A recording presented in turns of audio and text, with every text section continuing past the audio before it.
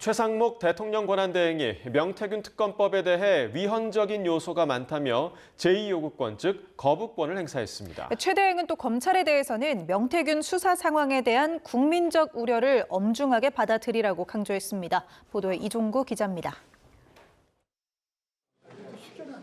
최상목 대통령 권한대행이 임시 국무회의를 열고 명태균 특검법에 대한 거부권을 행사했습니다. 지난달 27일 국회 본회의를 통과한 지 보름 만입니다. 특검법안의 법적 쟁점, 필요성 등을 국무위원들과 함께 심도 있게 검토했으며 숙고를 거듭한 끝에 제2요건을 행사하기로 하였습니다. 최상목 대행은 거부권 행사 이유를 비교적 자세하게 설명했습니다. 수사 대상과 범위가 불명확한 데다 방대하고 특검 수사기관의 공소시효를 정지하는 규정은 전례가 없다고 강조했습니다. 또 주요 피의자에 대한 수사와 구속 기소가 이뤄졌고 의혹 전반에 대한 수사가 진행 중인 점도 고려했다고 설명했습니다. 이른바 황금폰에 대한 포렌식 작업을 통해 다수의 파일에 대한 선별 작업도 마쳤습니다. 최상목 대행은 결론적으로 명태균 특검법은 위헌성이 상당하고 형사법 체계의 근간을 훼손할 수 있다고 규정했습니다.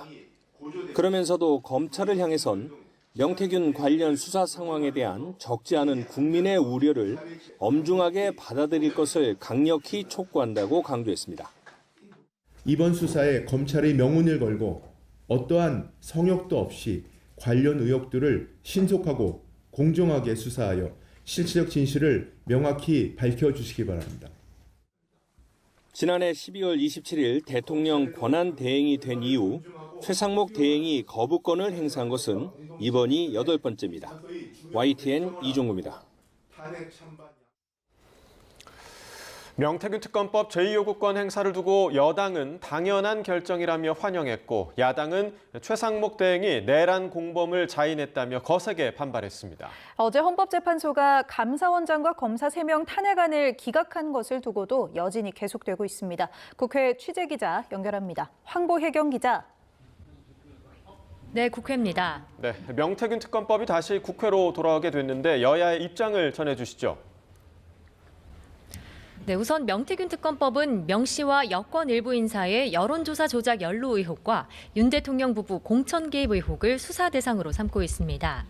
민주당 박찬대 원내대표는 최고위원회의에서 최상목 대행이 내란의 원인을 수사하자는 법안을 거부했다며 내란 공범임을 인정한 거라고 맹비난했습니다. 직접 들어보시겠습니다. 국회의 권한을 심각하게 침해한 죄값을 반드시 치르게 될 것입니다. 극우 세력의 지지를 얻어 대권주자로 나서는 헛된 꿈을 꾸고 계신 것 아닙니까?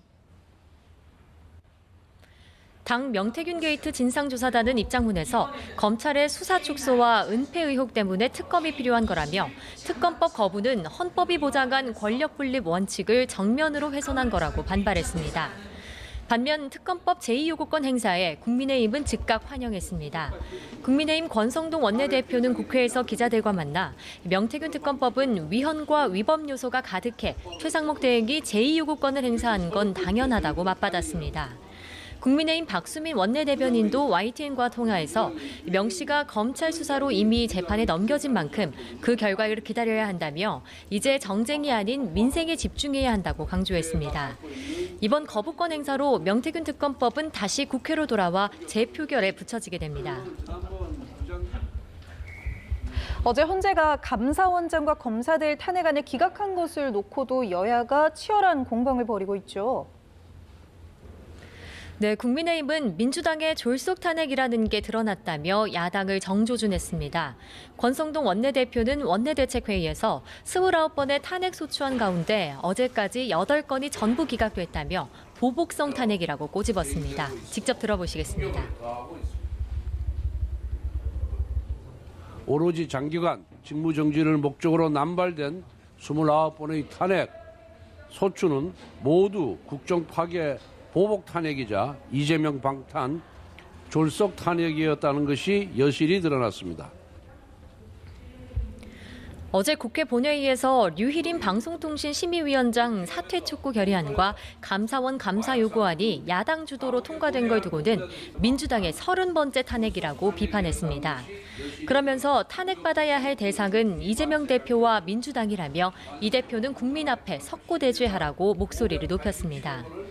반면 민주당은 헌재가 검사 탄핵 기각 결정문에서 탄핵 소추권이 남용됐다고 단정할 순 없다고 말한 점을 들어 헌재가 탄핵 남발이 아니란 점을 인정한 거라고 거듭 주장했습니다. 박찬대 원내대표는 광화문 현장 최고위원회의에서 헌재가 파면에 이를 만큼 중대한 위반은 아니지만 탄핵할 만한 사유가 있다는 점을 분명히 한 거라고 강조했습니다. 민주당 박지원 의원은 라디오 인터뷰에서 정부가 지금까지 법안 38건에 대해 거부권을 행사한 점을 지적하며 줄 거부권 행사에 정부 해명을 요구하기도 했습니다. 다만 내부적으로는 최상목 권한대행이나 심우정 검찰총장 탄핵 소추는 신중해야 한다는 기류도 엿보입니다. 민주당 관계자는 YTN과의 통화에서 윤 대통령 탄핵 심판 선고가 임박한 상황에서 여당의 줄 탄핵 프레임을 강화할 필요는 없다고 본다고 말했습니다. 여야는 윤 대통령 탄핵 선고 기일을 아직 잡지 않고 있는 헌법재판소에 신속한 결정을 촉구하며 각각 릴레이 시위와 도보 행진을 벌이는 등 장외 여론전에도 집중하는 모습입니다. 네, 이런 가운데 그간 지지부진했던 국민연금 개혁 논의가 급물살을 타고 있다고요? 네, 민주당 진성준 정책위의장은 최고위원회의에서 여당이 요구한 국민연금 소득대체율 43% 안을 수용하겠다고 밝혔습니다. 그동안 받는 돈인 소득대체율을 두고 국민의힘은 43%, 민주당은 44%를 주장하며 대립해왔습니다. 진 의장은 이재명 대표 지시로 대승적으로 양보하기로 했다면서도 국민연금 국가지급 보장을 법에 명시하는 것 등을 조건으로 내걸었습니다. 또 그동안 여당이 요구해온 인구나 경제 상황에 따라 연금 인상액 일부를 깎는 자동 조정 장치는 수용할 수 없다는 뜻을 분명히 했습니다. 이에 국민의힘은 민주당의 양보안을 긍정적으로 수용하겠다며 화답했습니다. 국민의힘 김상훈 정책위의장은 민주당이 제안한 국가지급 보장 명문화와 군 출산 크레딧 확대 등은 이미 정부 연금 법안에 포함된 내용인 만큼 정부와 협의해 결정하자고 말했습니다. 다만 민주당이 반대한 자동조정 장치는 추후 국회 연금개혁 특위를 구성해 협의하자며 여야 합의 처리 문구를 포함한 연금특위 구성을 제안했습니다.